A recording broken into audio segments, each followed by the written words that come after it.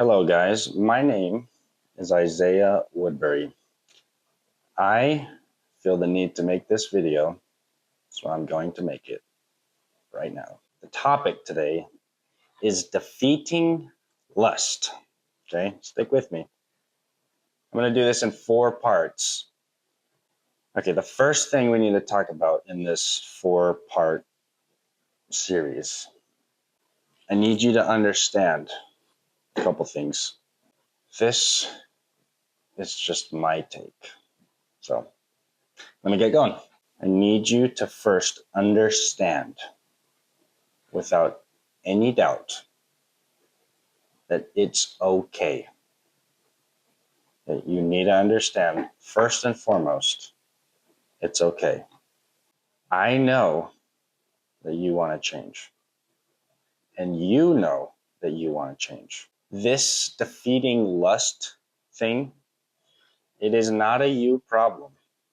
It is a we problem. We, as men, some women, but I'm mainly speaking to men, we all need to defeat lust. Not you.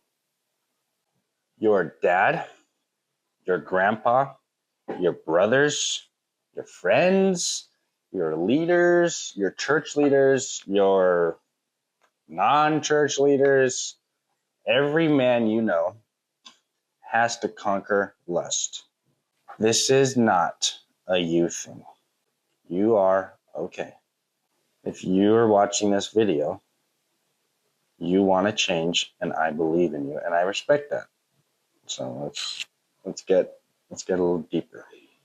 And you need to understand, to this point, you have been trying as hard as you can with the knowledge you currently have. And it might not be working, but you have been trying with everything you know. And you need to give yourself grace for that. Before I can really get going, before I can really talk about anything, you need to understand everything I've just said. It's okay. I know you want to change. You don't have to prove that to me. We're in this together, and I respect that you've been trying as hard as you can with the knowledge you've had. The reason you need to understand these things, the biggest enemy when it comes to defeating lust. So there's lust, what it is, and there's defeating it. The biggest enemy to defeating lust is shame. You cannot defeat lust and simultaneously feel shame.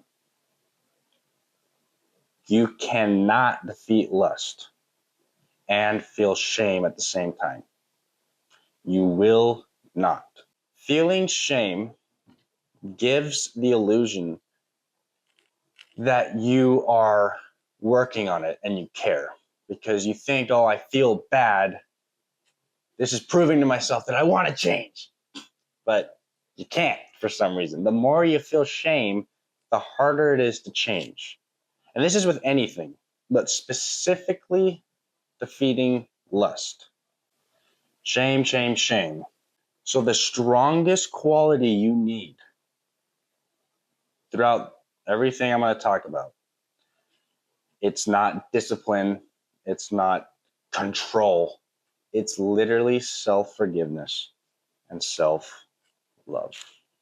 It is self-forgiveness and self-love. The reason I keep emphasizing this self-love, self-forgiveness, and all the points I keep saying is because in the process of defeating lust, you will mess up. You will mess up. Nobody just finds something out and for the rest of their life never has a problem. Nobody does that. You will never do that. I will never do that. The person you look up to most, he won't do that. It always comes back, but you will struggle. You will mess up. sometimes.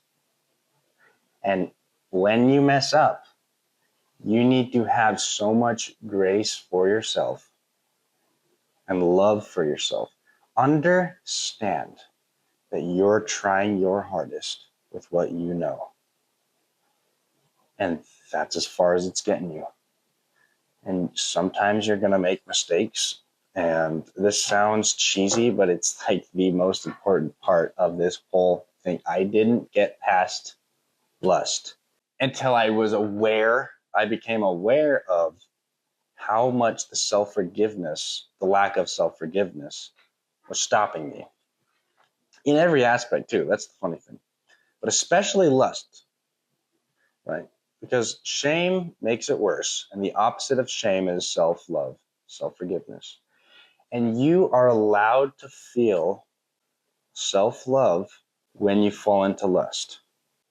Not as an excuse, but you're allowed to feel it. You're allowed to mess up. Like let's say you jerk off and you feel crappy. Just breathe. You know you want to change. You don't have to tell anybody that you want to change. You know, and I believe you. I believe you do. You messed up. Let's try again. Reset quickly. Quick resets. Okay, you turn a stupid decision you made in the morning into a whole day of feeling shameful, all those negative emotions, or you can turn that 20 minutes in the morning that made you feel crappy. You take 10 minutes to reframe feeling how you want to be feeling and take the data you learned this morning and apply it to the rest of the day. But you can't apply the data you learned in the failure to the solution when there's shame behind it. You need love behind it. We've all been yelled at to do something, and we've all been led to do something. Leaders love you. The leaders that you follow the most, they love you. They say, I believe in you. Can we get this done? And you go, yes. Right? When you do that to yourself, it's the same way. Hey, I believe in you, man. Let's get this done. Okay, but nobody's going to do that for you. You need to do that yourself. Okay, self-control in defeating lust is not discipline, it's self-love. And here's the other reason I keep talking about this. I promise I'll get to other stuff. When you start to grow and you start to defeat lust, it actually gets harder at first. It literally gets harder.